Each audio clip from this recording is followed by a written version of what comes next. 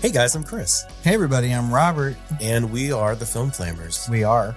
And we are giving you Shooting the Flames randomly, because used to we would give you them every month, but now we have transitioned to quarterly because we have traded those monthlies for hot takes. We have different monthlies. Yeah, we've been doing like 3s and 4s of hot takes. That's right. Since we've decided this. And hot takes are fun. Fun for everyone. Fun for us. Fun for y'all, hopefully. Yeah, it gets us into the theatre.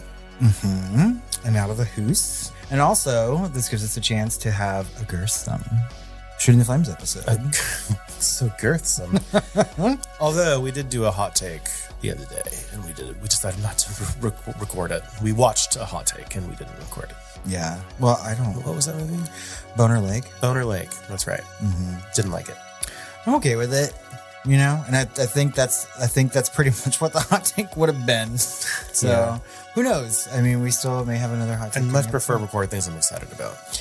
Agreed. And while I thought that movie was okay, you know, we're talking about 2025 here, right? Mm-hmm. And so, like, my biggest fear, if we could talk about horror for a minute, I guess, is that the end of 2025 is not going to match like how the year started. Which is sad, you know what I mean? Like, I'm just worried that the horror movies that are coming out at the end of the year are not going to be as good. And we had such a good start of the year. So, I mean, I guess we just have to see. And I'm always afraid about, like, when we talk about trailers later, you know, there's some that are going to come up in, like, January. And that's always, like, a big red flag. Yeah. Mm-hmm. I don't know if we've ever gotten a great horror movie in January. It could be Acceptance.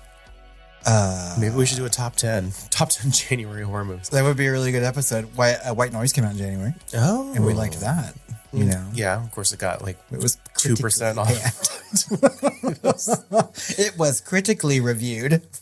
Yeah. That's a really interesting thing to talk about though. See, we have all these like top 10 episodes that we think of sometimes and never execute. But we do have a lot in this Shooting the Flames episode to talk about that's not about Boner Lake. But if any of you have seen it, you know where to find us.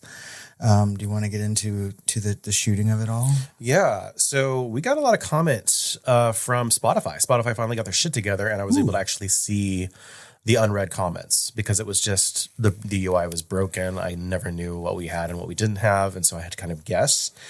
And so I was able to get a bunch of Spotify stuff. And these two are from Joe Duncan on our Alien franchise. He said, from Alien, I was looking for a discussion on Alien and landed on this. Didn't know this podcast before. Very much enjoyed it. Nice job. Subscribed. Thank you, Joe. The closest thing we've got to a review. That's right. Because we haven't gotten one since May. Yeah, it's been quite some time. But he continued on Prometheus. It makes me so mad that they went with the tagline, "The search for our beginning may lead to our end," when Meet Your Maker was right there. I know. I mean, you could have been concise, but you were so much more.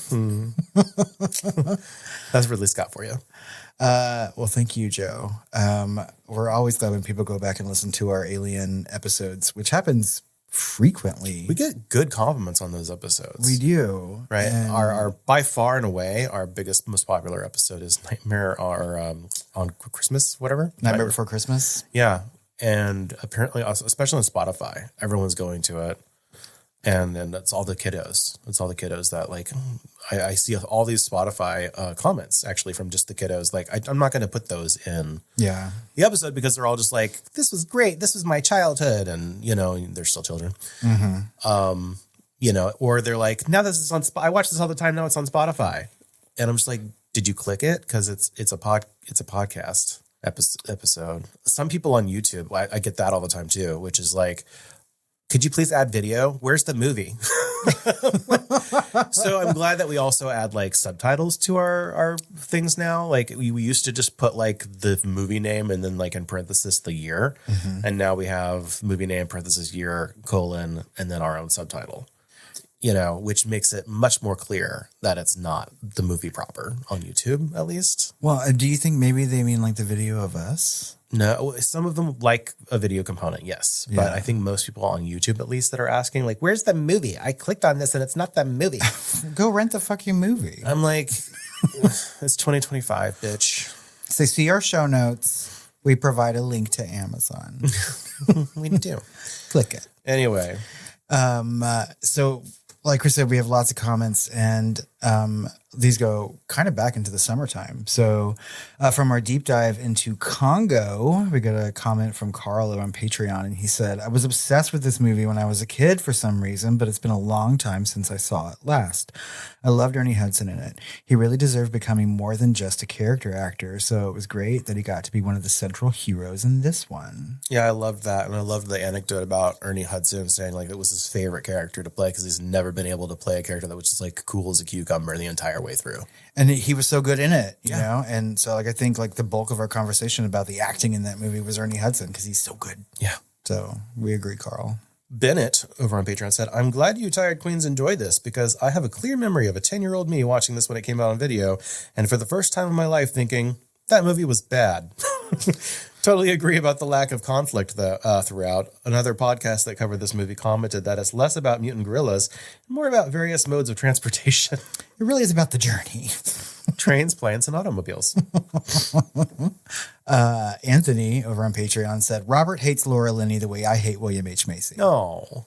No. You hate William H. Macy? Wow. No one hates him. He's just there. But Laura Linney, though, God. Fuck, don't even get me started again.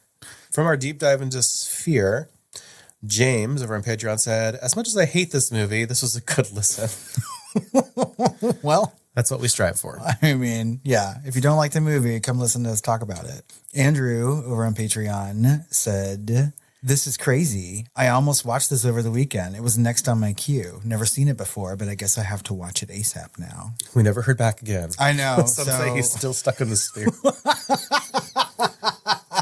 Did you make it out, Andrew? We have to know. Bennett over on Patreon said, just rewatched Sphere for the first time since seeing it on TV as a teen. You were right that the first half is in good shape when it's in curiosity mode, but man, does it seriously nosedive in the second half when it changes gears into paranoia. The rewrites are obvious, and maybe one of the only movies I've seen where the actors looked even more confused than I was. My mom asked multiple times if the cast was forced to make this shit, and I had to remind her that Michael Crichton's name was gold at this time in Hollywood. She still thought it was one of the worst things she ever saw. I was also laughing more than you guys at so many unintentionally funny things like squid eggs, Don't Call Me Jerry, and my personal favorite, panther explosives. Don't know if that's a real thing or not, but had me cracking up. P.S. Queen Latifah was not just underutilized. They had her check the box for black character dies first. That was tired even by the late 90s. It's so true. Tired. Yeah, it was tired in the fucking 80s. Oh, Queen Latifah. I love her. From our bonus episode on Westworld, BattleBurrito said, James Brolin is officially the hottest guy of the month.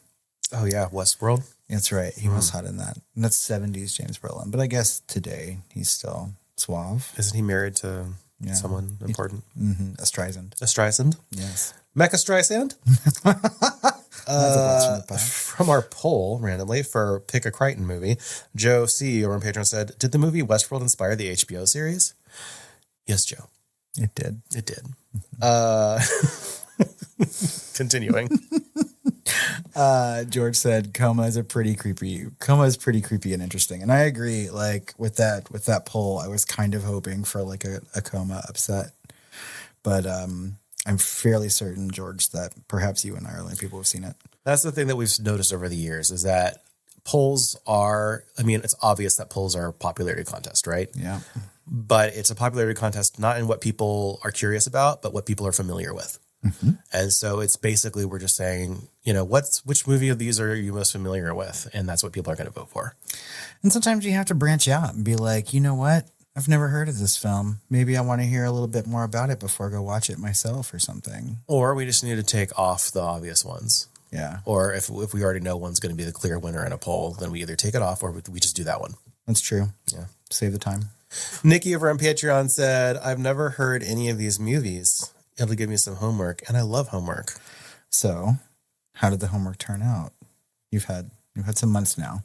Yeah, did you Crichton yourself? Did you Crichton all over yourself? From our Shooting the Flames episode, way back in July, Bennett over on Patreon said, I recognized Caleb Landry Jones from Get Out, where he played Allison Williams' slightly creepy brother. Mm-hmm. Slightly? That pretty but pale redhead face sure made an impression on me. Yeah, and we talked about him because, of course, he was in X-Men First Class as Banshee, but he is the new Dracula in Luke Besson, new Dracula movie, which I'm dying to see. It was released in France. Yeah, but it's not coming out here until 2026. Yeah. Well, so, I think he was super creepy in that movie, though. Yeah, no, he's great. He's a great actor. And apparently he has now been in 2 or 3 movies of Luc Besson, and he's called him his muse. Does he parler de français? Yeah, so he's the new Mila Jovovich. That pretty but pale redhead face. Yes. Bennett over on Patreon said, P.S. Jacob Elordi was not the problematic actor from West Side Story. That, my dears, was Ansel Elgort. What a horrible name.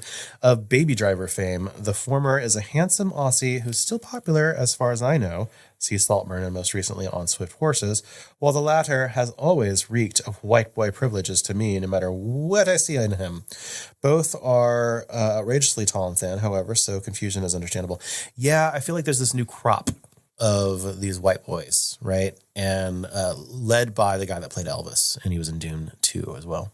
Austin Butler. Yeah. Mm-hmm. Yeah, they're all tall and white. But that conversation was surrounding Frankenstein, right? Yes, because he's playing, and I don't know why I thought that was Jacob Elordi. They look kind of similar, don't they? Yeah, they do. And I totally forgot that Ansel Elgort was in West Side Story, so because he wasn't the best in that movie, but I don't know. So off topic, Frankenstein has been playing some festivals and people are saying good things about it. So yeah, well, people say good things about all of Del Toro's stuff. Certainly the last 2, and then we see one of which won a fucking Academy Award, and I wanted to puke all over myself. All the cat that I just ate would vomit up everywhere. Yeah. Anthony over on Patreon said the Long Walk novel has its characters walking no slower than 4 miles per hour. I don't know about you guys, but have you ever tried to keep that pace for an extended period of time? It is not awesome. Now imagine doing that for literal days with no breaks at all. It was the only thing that ever bothered me about the story. The trailer for the film looks like they've brought it down to 3 miles per hour, which is way more believable. I was going to say that. Yeah. I thought it was 3. Yeah. So they were power walking at 4 in the book? The book's harrowing, and it's a really short book. But Anthony, we were able to see The Long Walk. I don't think we didn't do a hot take on that one. But I think our general consensus that it was good. Yeah, it was very good. Yep. And I know that you're a fan. Some of the best acting of the year. Yes, very much. So we went into the patrons and told people to go watch it. Gia over on Patreon said, after Nosferatu, I have a little Dracula fatigue.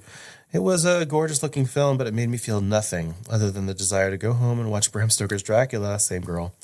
The thing that really excited me about this is actually Caleb Landry Jones. I love this guy. He's a fantastic actor and a consummate weirdo, so I can't wait to see what he does with it. Most people would know him as Allison Williams' creepily menacing brother in Get Out, but he was great in Antiviral, Byzantium, and 3 Billboards Outside of Ebbing, Missouri. I still need to see Byzantium. He managed to stand out in The Last Exorcism. I don't remember.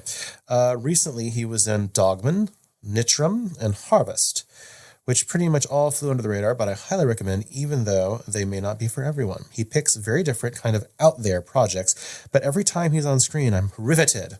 If this does get a U.S. theatrical release, I will definitely be there. Same girl. Wow. This Caleb Landry Jones guy has got fans all over the place. Yeah, apparently, but, he is like Johnny Depping himself throughout his career so far, apparently, and I cannot wait to see him in this Luc Besson Dracula movie. That does look really good. I'm excited to see that movie. I like Luc Besson. Nikki over on Instagram said, when did I lose my Patreon status? Oh no, I didn't make a change, so I have to get to the bottom of this. Nikki is still trying to get to the bottom of this. Really? Yeah. To this day? Some say she's still lost in the ether that is the no man's land of Patreon UI. She cannot access the chat Yeah, so the chat is super weird. Yeah. You have to be, like, if you have a creator thing or if you have multiple profiles within your app or whatever, you have to click on the right one, and then you, like, sometimes it just let you in. Like, Patreon needs to get their shit together. They really do. It's easier. It's much, much easier, I think, from the desktop. So, yeah. I'm sorry, Nikki. I've seen her in there, though. Like, I've seen her, like, talking in the chat and commenting on things. So maybe she was able to get in every once in a while. I don't know. I hope so. So, yeah, definitely reach out to Patreon. Let me know. Anyone who's having this issue, please let us know. And we can maybe also let our voices be heard. We bring them dozens of dollars to their doorstep per year. I'm sure they'll listen to us. well, and like, I was just perusing the chat the other day, and because I wanted to add something in there to see if I got some comments from people, and like it's used a lot. Yes, So Nikki, hopefully, if you're not back in already, you are back in soon because you add an amazing voice to those chats. From our hat take on Together, Ryan over on Patreon said, "I'm a little surprised you guys didn't touch on the drama that Franco and Bree stole the story from someone else. To my knowledge, there is a lawsuit. Check out the hot tea, sis." We did mention that, I think, on like a Shooting the Flames. And then like for the hot take, we just wanted to focus on the movie. Yeah. Right? Because originally we were thinking, oh, it's Michael Shanks, the guy from Stargate. No, it wasn't just the same name. Apparently there was like, he stole it from something that came out in like a foreign language film that came out like 2 years earlier or something. And then there was like a lawsuit that happened maybe. And I think they settled out of court. Yeah. I don't know what became of that, but I don't know because I was not there. And I mean, I think it was settled out of court, and there was not that much drama with it that I know of, but it's something we were aware about. But and I don't think Franco and Bree had anything to do with that. I think they were a real life couple that was just perfect for the thing, and they agreed to do it. Yeah, I mean, and there's no. I don't know if they produced it or not. They might have. They may have, but there's no reason why you can't go back and give someone credit after the fact. George over on Patreon said, "I wouldn't mind being stuck to James Franco." Do you mean Dave? George? I wouldn't mind being stuck to Dave Franco. Yeah, he probably meant Dave. Yeah. Because Dave's in the movie and James is in pedo jail or whatever the fuck. Yeah, if you were stuck to James Franco now, you'd be canceled. Or at least half of you would be. Bennett over on Patreon said, "Saw this opening night and really liked it for the most part. I know Chris was annoyed at a scene that explained the cave and other things, but I still came out a bit confused about the origin of things. Maybe I didn't piece it together enough. Anyway, loved that final image. Did not see that coming. P.S. I had a class in college with Dave Franco long before he was a familiar face, and even sat next to him a couple times. Just thought it was cute. Just thought he was a cutie who caught my eye, and I think he figured that out too."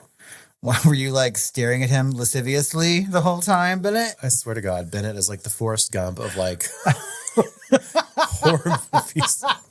The people that he's run into, like in film school, like I went to film school. I didn't run into anyone except for the director of like fucking Snow Dogs and shit, like Sarah Jessica Parker, I guess. Neve Really? Campbell, yeah. Oh, see, those are good things. Yeah, but like, I don't know. Bennett's anecdotes are so much more interesting. Well, and I feel like Bennett just happens to run into people that he's like super horny for sometimes too, apparently, or just in the moment. And then like, that's a super good anecdote later on to be like, oh yeah, he's cute. I saw him in class. Yeah. Well, okay, he's going to come out with yet another anecdote later in the Shooting the Flames episode. Okay. With another celeb.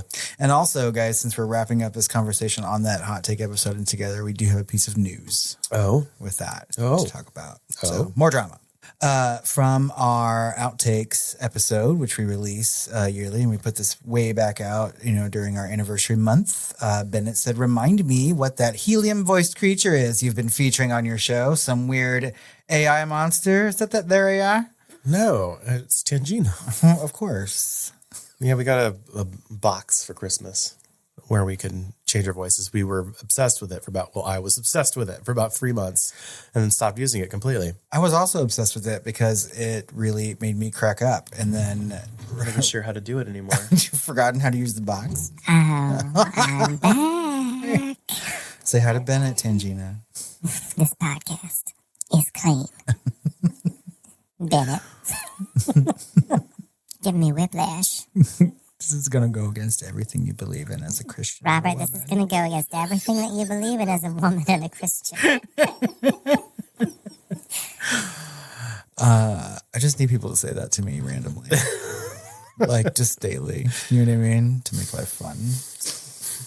Yeah, just random stuff. Robert, this is going to go against everything you believe in as a Christian and a woman. But could you please take out the trash? Pass me the salt. From our deep dive of War of the Worlds, BattleBurrito over on Patreon said, I thought Robbie's anger, especially that scene where he says that we have to get back at them, very much reflected the general public's attitude after 9/11.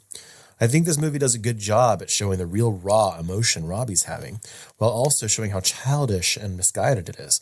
Joining the army and shooting big guns at the enemy might feel good, but it's useless. In a movie that literally had a dust-covered dad walk home in New York after a terrorist attack, Robbie's emotional outburst to get back at them felt like the most important 9/11 commentary of the whole movie for me.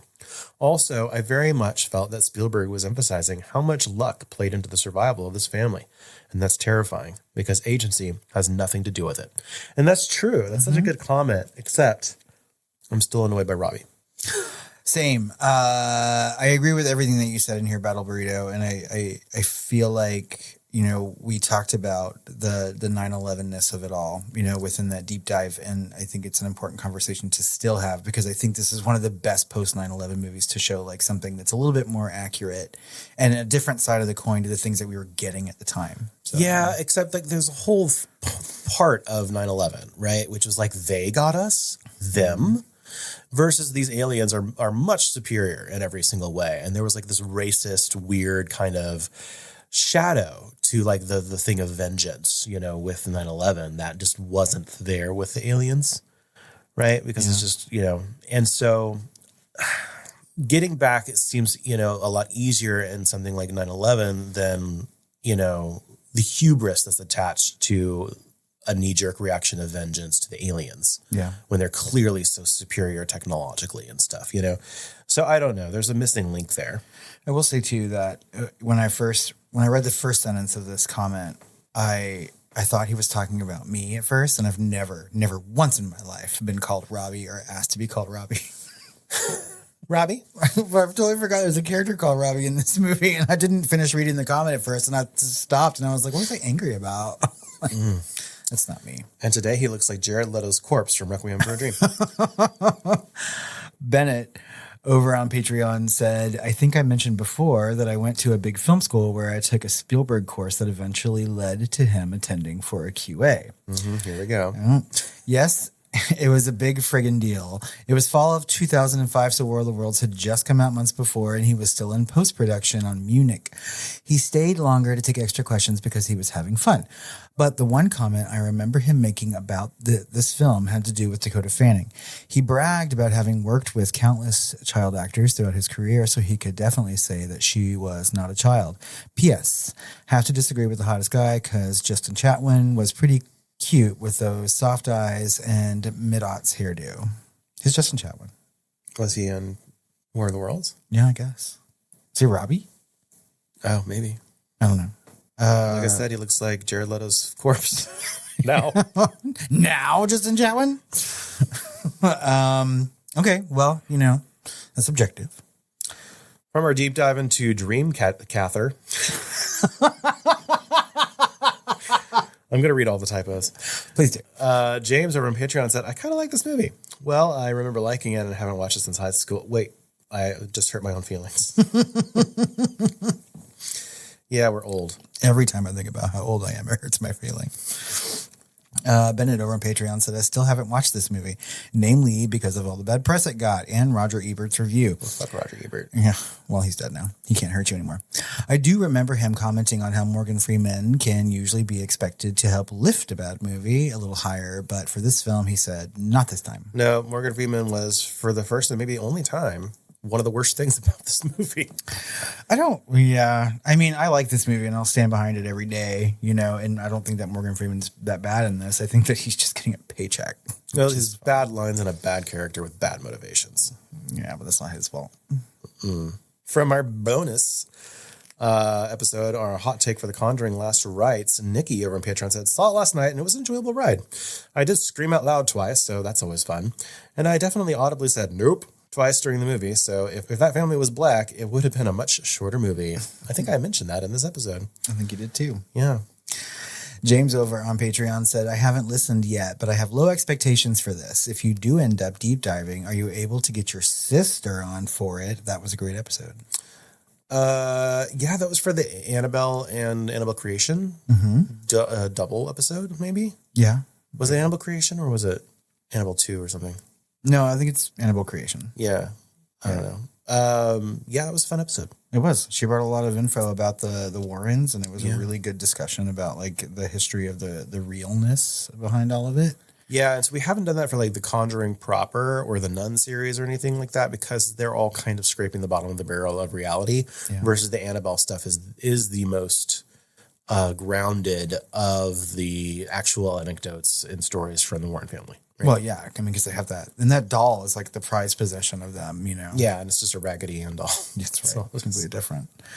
But yeah, that's a good idea. And I'm sure eventually at some point we will start to do other movies from the Conjuring universe. Mm-hmm. So from our deep dive into the episodes of Friday the 13th, part 1 and 2, Sejan. That's Jane Dean. Oh, I was just reading it like it was a whole name. People from all over the world. I don't know. At least you didn't say Dead Swan this time. Thank God. Well, that led to a whole name change. It did. This person on Spotify said, for shame, Can't Stop the Music is seminal gay cinema, pun intended. I love you boys, but please watch this movie. Can't Stop the Music? I think when we were talking about the accolades for one of these movies, Can't Stop the Music, like beat it for an award. I assume for like worst movie. So okay, well I like seminal gay cinema. So, sure, I'll watch. Isn't all gay cinema seminal? I mean, when you just get right down to it, yeah. Carl over on Patreon said, I think if you guys are going to skip some movies, the next episode next year should be 4 and 6. They're my favorites of the series, but they're also generally seen as 2 of the best. And they also feature the same main character who is also in 5, but 5 is a weird one. Might be a fun one to talk about, but definitely one of the more missable ones in the series. 4 and 6 also really set up the truly iconic Jason. He may get his mask in 3, but it's in those ones that he really becomes an icon, I think. With that being said, you should still watch all of them. They're all fun in their own ways, except for 8. Jason Takes Manhattan is my least favorite. It's so goofy. Okay, hold on, Carl. I know that was gonna. Yeah, this is a fan of Flamer. Okay, I've been putting a lot of thought into this after we did our 2 episodes, right? Because I mean, when you're trying to think about the movies to skip in a franchise, it's a very important question.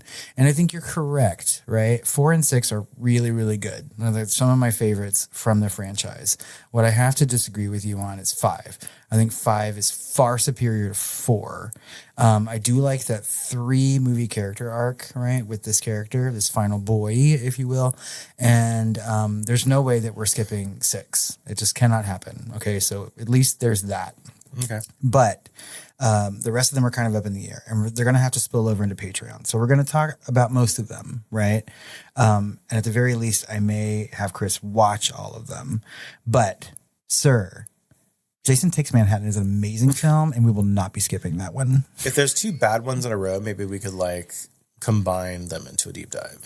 Yeah, I think some of these are easily done in that kind of a way. It would make for a really interesting synopsis at the very least, and we'll probably need it because we'll have to fill that episode with something. Maybe we could do the first ever trifecta movie, like with the trilogy of that guy. That's right. That would be a really good episode to do. Okay. So, but we won't be skipping 7 or 8. Okay, they're goofy as fuck, but they're fun.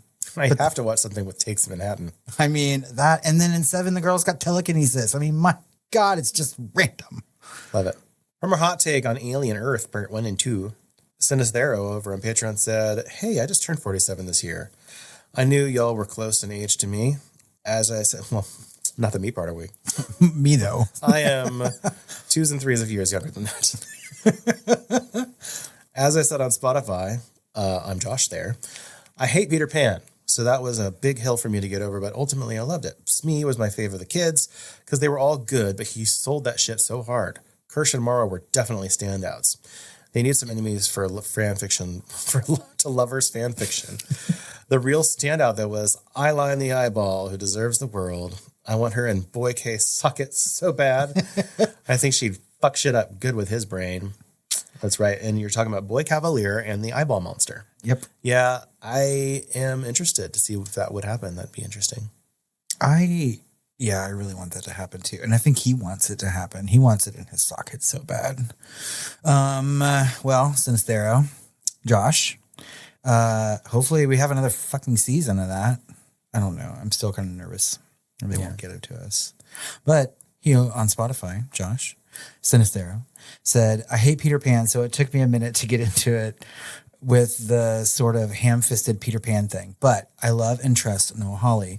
Legion was such a good show, and I still recommend it. Love the new Aliens. Psyched for more. Yeah.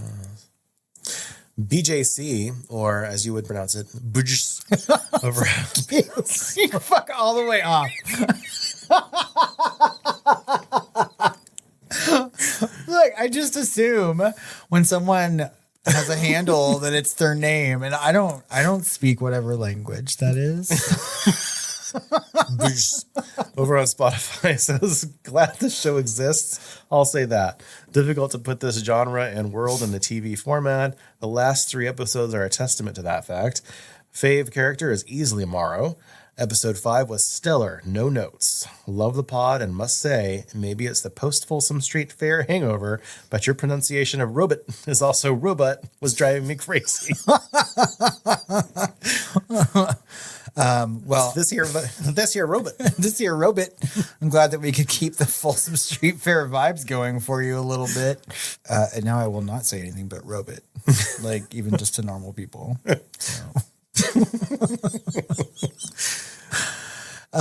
We do have some emails and things to get into. So Brown Bear sent us an email. Bear Brown. You're having a moment with names. What am I doing? Cut that out. Bear Brown sent us, maybe I shouldn't read it all. Sent us an email that said, a while back y'all mentioned the film La Matista del Comedor, The Coffee Table, and I couldn't finish it. As a parent, mind you, my children in their 30s, I just couldn't deal with the trauma. Now my favorite film aside from Metropolis is The Exorcist. Tubular Bells is my ringtone. I watch it often and I view it from the context of a parent who is helpless to help their child and enjoy horror films written to show the parent's perspective, which reminds me, have you seen Blood 2020? Loved it.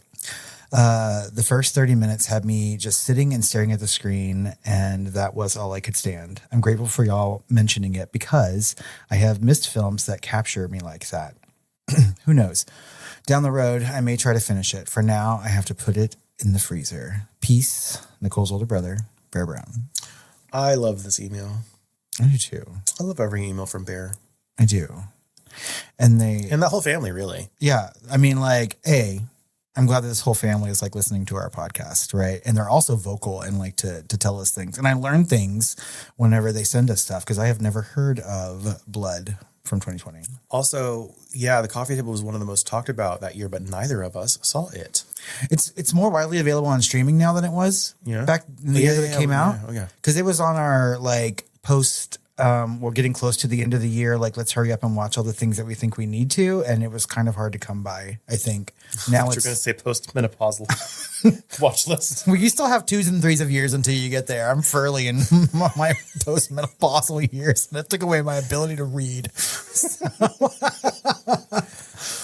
I don't know. But yeah, I think Chris and I still want to see this movie. We haven't. I'm going to rename Shooting the Flames to Hot Flash. Bringing you another hot flash. It's just the ASMR of me sweating into a microphone. When did it be called 30s when we started this podcast? Well, so was I technically. Oh, were you ever in your 30s? I was in my late 30s. It doesn't seem like it. I can barely remember my 30s. Shouldn't it be called Manopause though? If you want to like gender it. Menopause. Sounds sexy. It's not. It's not. That's what happens between Folsom Street Fairs. You take a menopause. We have a voicemail. Oh my God, has it been a minute? Hey, it's the Scrotus. I haven't talked to you guys in quite some time. And I just wanted to check in. I'm alive. I'm well. I hope you guys are the same. I was just finishing up your hot take on the Alien franchise, the new TV show. And I agree with you guys. I think it's great so far. I'm really excited, especially about the new alien. The eye dude is great. Can't wait to see what happens with that and result of that for Sheep. Also, hey, I wanted to comment. Yeah, it was an off comment that you made earlier in another episode talking about Tom Sizemore and not sure who that was. And I got to tell you, you should know who that is. He's an actor. He was. He had his issues, but man, he could put in a good performance anywhere. You know, like I think of him in Saving Private. Great. He was the sergeant in the lead sergeant in his unit, in Tom Hanks' unit, is the number 2 guy, and also in True Romance. So yeah, that dude, and he plays the sleazeball in Natural Born Killers as well. So he's in a lot of great movies, and he's actually a pretty damn good character actor in all of those roles. So do yourself a favor if you haven't and look through his catalog, because that's an overlook there. Anyway, hope you guys are doing great. Haven't talked to you in a while. Just wanted to check in. Have a great day. Have a great week. And look forward to the next episode. Always great to hear from you, Scrotus.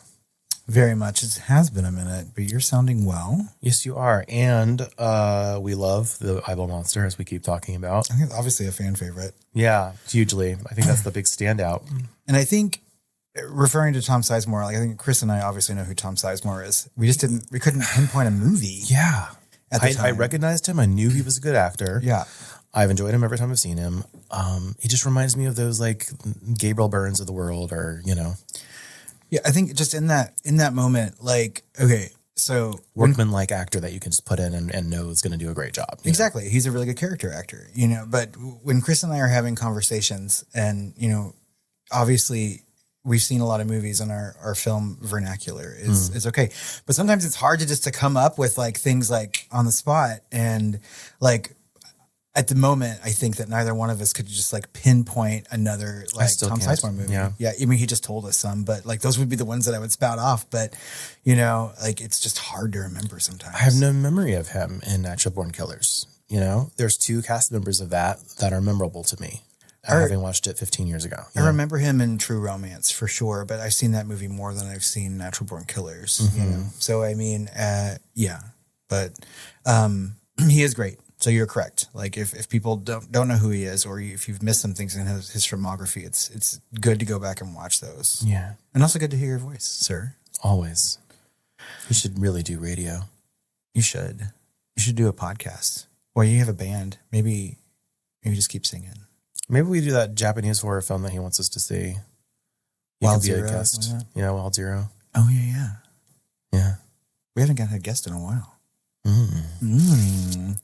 Maybe he could do the synopsis for us because of his wonderful, cool menthol stylings. That's right. With that daddy voice. Hell yeah. Hell yeah. Speaking of Folsom. And then record me a sleep episode. Let's sleep. You tell me a story. Tell us the story, Scrotus. Do we have any new patrons? We kind of did, and then we didn't. It's been so long. We had her on the list. Grace joined, and she canceled less than a month later. I know. I started writing this document like a couple months ago in preparation, and she had just joined. So I'm like, oh, we have a new patron. And then I didn't realize that she had canceled. So when you added that note, I was like, well, this is staying in. And she canceled.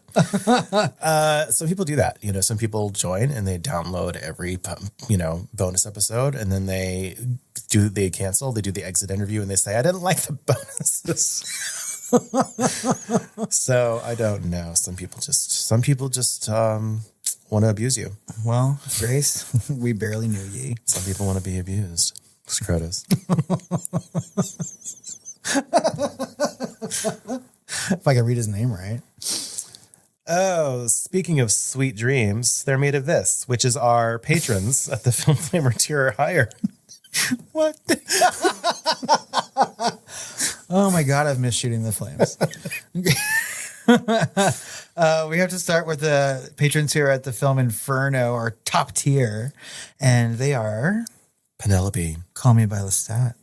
Good God, I did it again. Call Me Lestat. I swear to God, this is like not even... I haven't had many of these. I think you should read all these names. No, I'm afeared to, though. Call Me Lestat. Nimble Wembley. And our Film Flamer tier patrons are Ben, Nikki. Lisa, Jessica. Random Dude, Ashley. GlazedDonut, Rosie Red Leader. Alex, Anthony. William Skinner. Ryan King. New upgrade, I think. Oh, yeah, I think he is. Shadow of the Dead Swan. Hi, Dean. Wallstritch. Sinistero. Matt. Hey, guys. Thank you all for being our faithful and loyal patrons. And we love all the comments and things you guys give us. So keep it up. Horror news. So we have a couple of news items for you. And both of them sort of fall into the queer LGBTQIA plus space.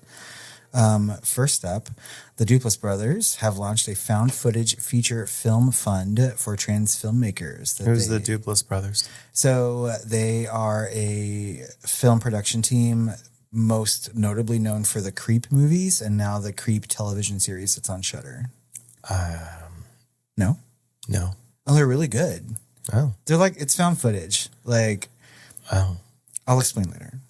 But, I mean, sometimes found footage is good. I'm the guy that decided not to put in the trailer for VHS Halloween. Oh, God, I almost watched it. I'm just done with VHS movies. Yeah, I mean, after the last one was really, really bad. This is off topic already. But I've read something about one of the segments being, like, so awful because they kill children. And I was just like, oh, I like it when people push the envelope. So, Let's watch the coffee table. God. Yeah, but what else would be depressed again too? I don't know. But they announced this at the Fantastic Fest this year down in Austin, which we should probably attend at some point. Even though it's like a 2-week-long festival. And where the latest season of the Creep Tapes, which is their TV series, is debuting. But it is a grant for trans filmmakers to go and make their films. Like, they don't have to be horror. They don't have to be found footage. That's just what it's called. And I don't know. So I think it's a good thing. Specifically, it's trans filmmakers. So, well, I mean, every fucking group has their own support, initiatives to do virtually anything. So why not? That's right. And there's not a whole lot for this. No. So, but especially these days. Yeah. After they made this announcement, they received a lot of backlash for this online. And Mark Duplass went and tweeted and said, for those of you who have responded negatively to this initiative, thank you for confirming the need to support the voices for those who merely wish to exist without discrimination. I'll see you at the movies. Yeah, you don't have to be so vague. You can just, respond back to J.K. Rowling. That's right. No need to be coy, Mr. Duplass.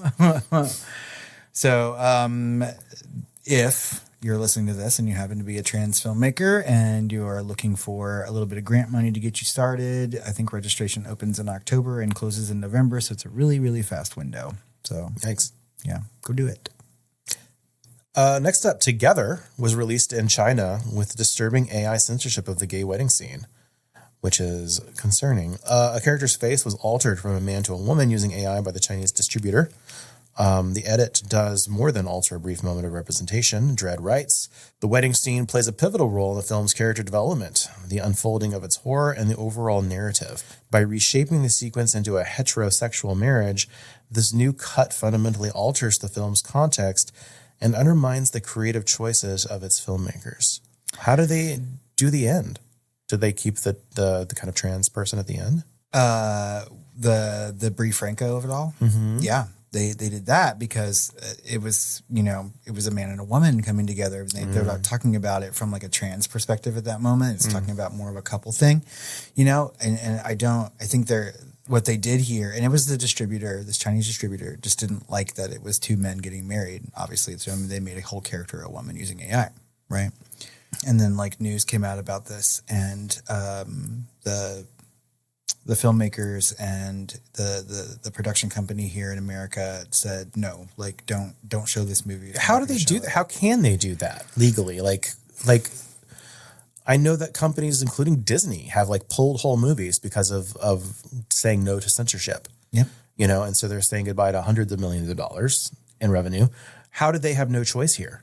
You what the production company? Yeah. I don't know. I mean, I don't think that they told them. Nobody knew That's until... new. That's a new development, and that's very concerning to me. So nobody knew until it was actually released in China and people went to go see it. And then it was like all over social media, saying and people, and like I've seen like recordings of people in the theater of what it looks like. And it's because we've seen this movie, obviously, and it's definitely a woman. They went so hard making this person very, very, very feminine. And I was just like, well, that just changes everything about that character, and it's not right. Well, quite frankly, or quite Dave Franco-ly, I am so sick of Chinese censorship or censorship in general of this kind. It's like, fuck you, fuck your country. Fuck your country. Well, I mean, our country is actively doing it now, right? I mean, like... Not really. Oh, I mean, they took someone off the fucking air because they didn't like what he said. I mean, that's a form of censorship. Oh, yeah. And so, like... That's kind of like a backlash, though. I mean, like, it rolls over, Maybe that's more of a free speech kind of thing and less about censorship, it's not censorship. That is free speech. They're not saying, okay, all late night people, you have to give us your stuff 24 hours in advance so we can edit shit out. Like that would be like way more concerning, like a systemic thing, right? This is going through a process in China that is mature and insidious, right? This was not a process. This was backlash because, someone said Charlie Kirk's a good person and they were fucking mistaken. And had a problem with people actually, I don't know, speaking truth to power. Agreed. But sorry, Charlie Kirk was not a good person. He was not a good person. We will go on record for saying that. And I'm sure at this point they're going to take us right off the air. Do you think I shouldn't have said that Charlie Kirk is not a good person? No, I think you should continue to say that deeply into your microphone every chance we get. Okay. Actually, I fully stand by your statement because he's not a good person. Charlie Kirk isn't a good person? No. Shockingly, people are just finding this out. Yeah. I don't know. I mean... It's okay. I sometimes like it when our podcast takes a turn to the political. So, and I mean, this is kind of why I chose these like two news items to put in here because this is in a very queer space and we're a queer podcast. And I have news for you, China. You cannot use their AI to get rid of all the gay people in the world. So just let them be on fucking film. Who cares? Bottom line, we are tired of Charlie Kirk and we are tired of Chinese censorship. Both. I don't know. Hopefully Chinese censorship does like Charlie Kirk at the end and leans left. We'll never get tired of that joke. Yeah. I meant politically.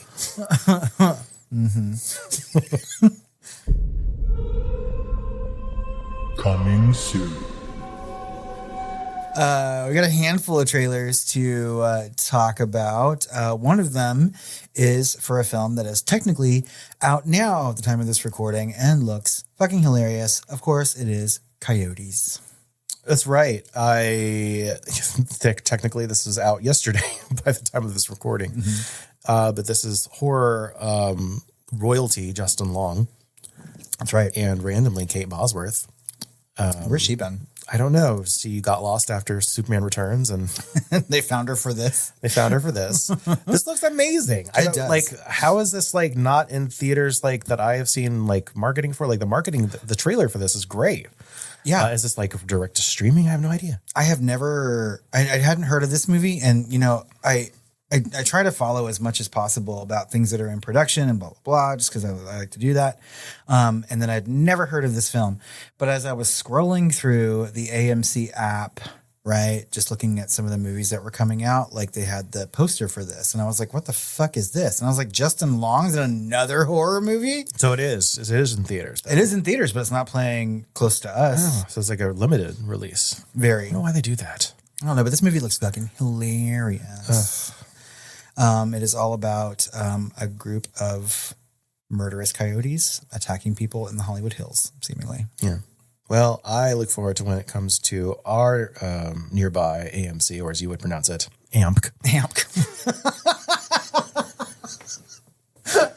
All right. I'm making a general proclamation, people. All right. I think when you make a handle, it just needs to be your name. Just put your name in there. We are no longer reading out letters. We are just going to pronounce whatever you put. And if it's just going to be a letter, there needs to be a period. Next up, we've got Shelby Oaks coming out the end of this month.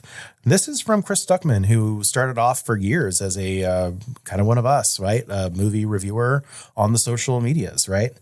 And somehow he got this built, this made, and even got a producer in Mike Flanagan, of all people. Oof. So I don't know how this came about. It's going to be interesting.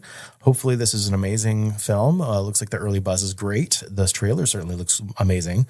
Looks like it was amazingly shot. I like Chris Stuckman. I think he's lost some notoriety or respect recently, because now that he has joined the ranks of filmmakers, he has to be very careful in the industry of what he says. Yeah. And so that has tied his tongue a bit in his normal everyday job of reviewing movies.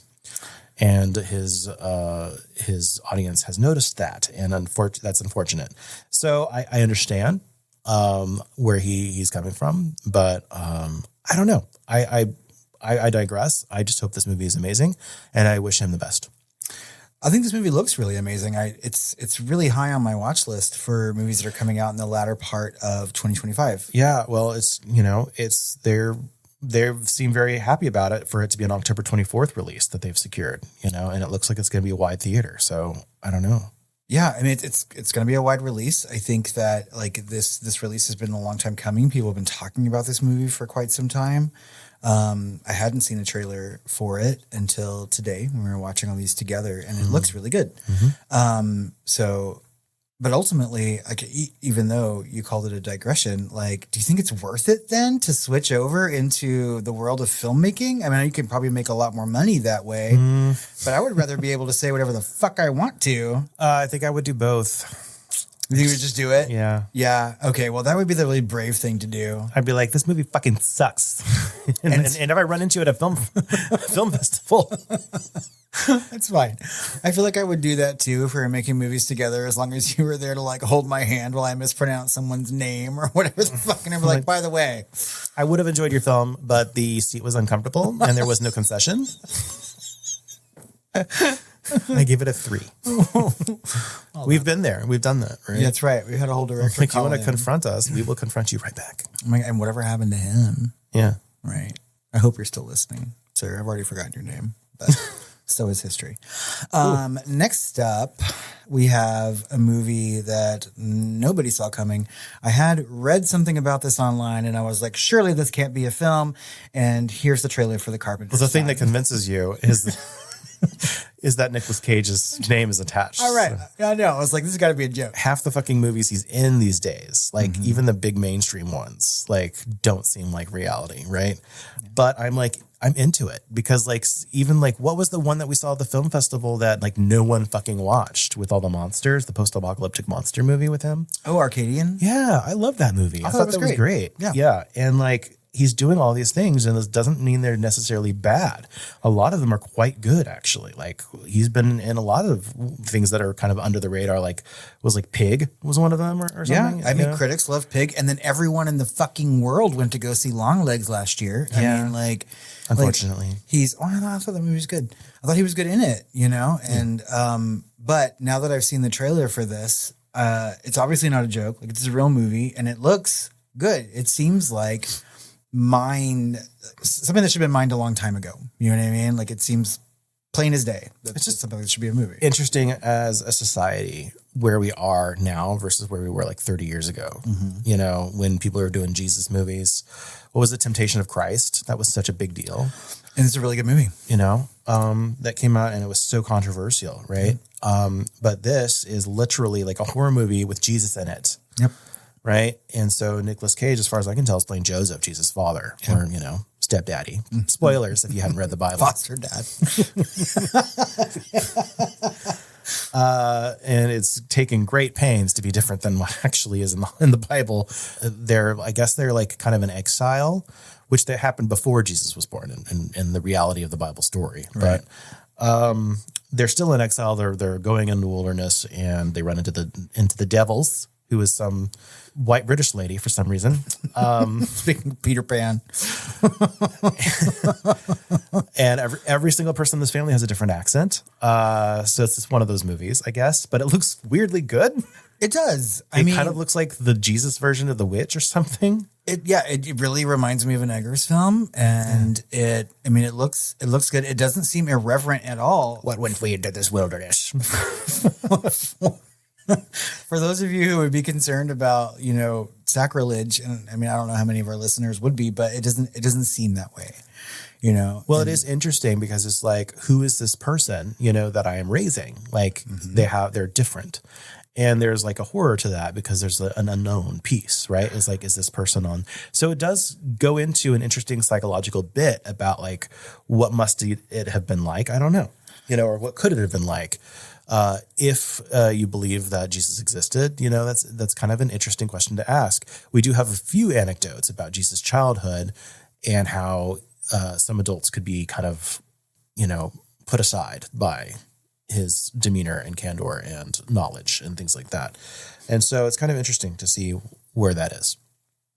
I agree. And I feel like this is something that I want to watch, and I feel like people are going to watch this. And so as we start talking about some of these trailers, like it really makes me less afraid for the end of 2025 and then more excited for our end of year episode, which at this point is shaping up to be like a 4-hour episode. At the very least, this is going to be an interesting thing to talk about. And that's all we really ask for. Yeah. It can be shitty. Just make it interesting. That's right. Yeah. Jesus, look at the time. We need to move on to the next one, which is Bury the Dead.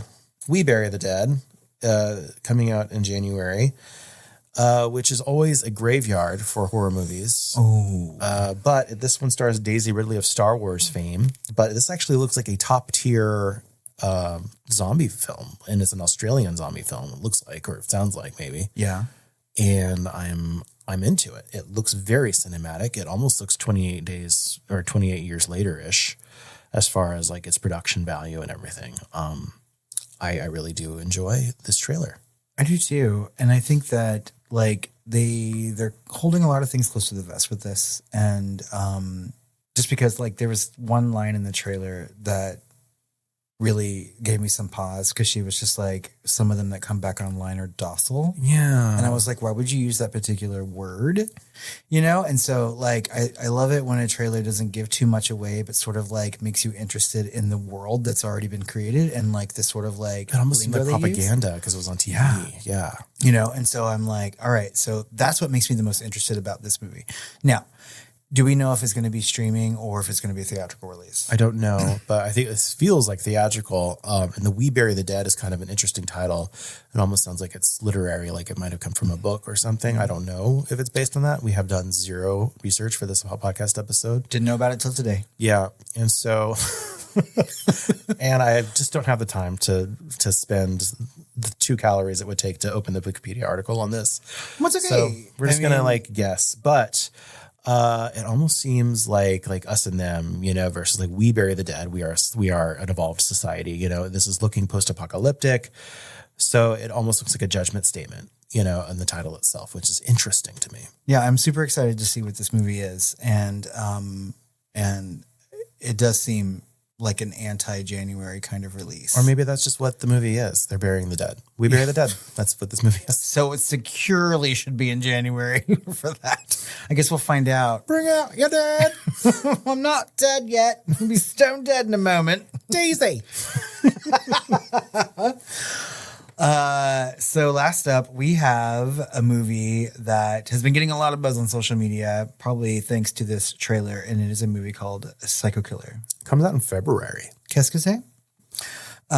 Yes. So another 2026 release. But I want to see this. Like, obviously, it's got my name written all over it. Psycho Killer. Yeah, I don't know anything about it other than like someone's husband died in front of them or something, and she's a cop maybe, and then she's going after the psycho killer. And Psycho Killer, there's a huge amount of like 7-ish, Zodiac-ish, like religious-y, subtle supernatural kind of imagery to this. They're keeping it close to the vest, like you said. Yeah. But it looks like it could be good, but it also could be another Long Legs, which of course everyone would love, except for me. I mean, it's definitely taking some sort of like long legs approach to things, right? And obviously, if that movie made a gobbledygillion dollars, strike where the iron is hot and do it.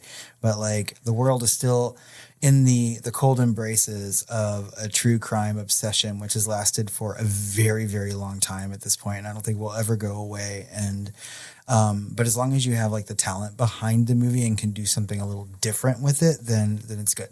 Mm-hmm. And like it literally has like I missed it from the trailer, but somebody who's involved in Seven is involved in this movie. It's not Fincher, but like I don't know, it's Seven-ish enough to sort of whet my appetite. There's also another movie that we don't have on our list that we watched a trailer for called, I think it's Astronaut. Oh, that's right. We did watch that trailer. Who's in that? Kate Mara? Yeah. That was an interesting trailer, mostly because I don't know. I walked away from that trailer not knowing much about the movie, but seemingly everything I need to. I don't know. I guess another appetite whetting one. I'm trying to look up her Wikipedia so I can look up the name of the movie. It's called The Astronaut. Yeah. But I saw the next movie she's going to be in is called Bucking Fastard. The Astronaut is coming out in March. In South by Southwest. That was earlier this year. And then October 17th, mid this month. Oh. Here in the US. I don't know if it's theatrical or streaming, but it stars also Lawrence Fishburne. That's right. I do love a Lawrence Fishburne. This does seem like a paint by numbers film from the trailer. But it obviously, got some good cast. Lawrence Fishburne, Gabriel Luna, Oh, Gabriel Luna's in this? Yeah. Oh, that's right. He's the husband. So part of this trailer, there's one of those little like type heads or whatever that someone said it's like the definition of the back from space subgenre or something like that. Yeah. And like redefines the back from space subgenre. Yeah, I'm like, something what? like that. And I don't. What an odd thing to put in your trailer. And also, what an odd thing to say. Is that actually a thing? Is that a subgenre? Return from space trailer or genre? And they didn't even say subgenre. They just said genre. That's right. I can't even think of another movie like The Astronaut's Wife. I guess, but that's not even a horror movie. I mean, okay. The first thing that came to mind is that book that I made you read, The Season of Passage. Which is really good. And Mike Flanagan, where is it at? Right? Fucking make it. He's going to make Carrie first. We've already seen Carrie. One was a long format Carrie. I have TV movie Carrie, I have movie Carrie, and I have Carrie the Rage. That's and all you the have Carrie I need. other Carrie movie with Chloe Grace Moretz. Why did you mention that? Yeah. Well, I don't know. Where is Chloe Grace Moretz? She's not being a lesbian. Oh. Yeah. But The Astronaut's a thing, and apparently we'll be able to see it soon. And for all we know, it has started the Back from Space. Honestly, we saw a trailer recently too, and this is also off topic, and we need to wrap this episode up. But it is a sort of spoof movie called like Fuckingham Palace. Fuck them all. Fuck them all. Fuck them all. Yeah, fuck them all. Fuck them all. And that's all we're going to say. Just go look it up because it was amazing. Hilarious. And I cannot wait to see this film. Yeah. Fuck them all. 2 tickets to Fuck them all, please. What a good trailer that was. Yeah.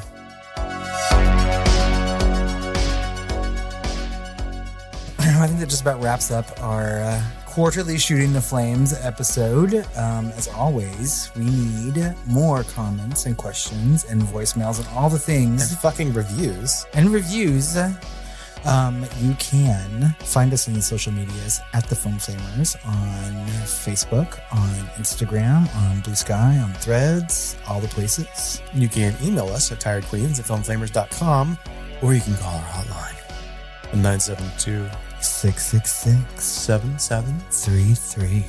Give us your voicemails and you're tired in your core. I don't know.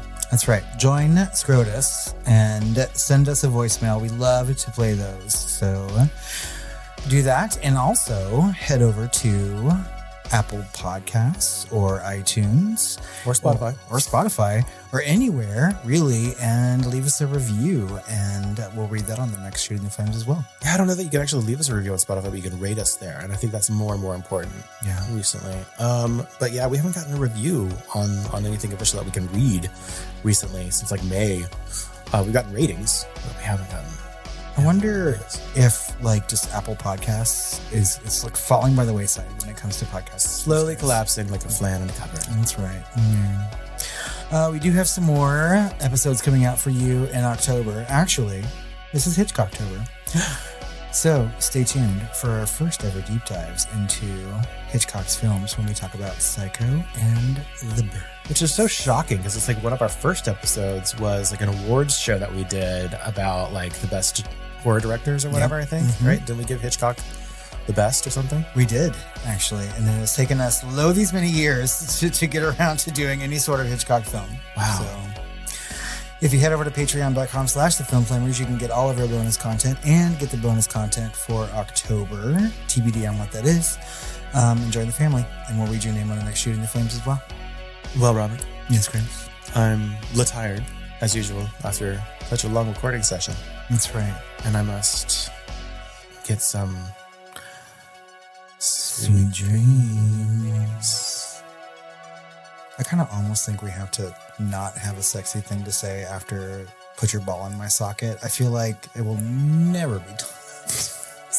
Put your ball in my socket. It needs to be on a t-shirt. It does. Yeah.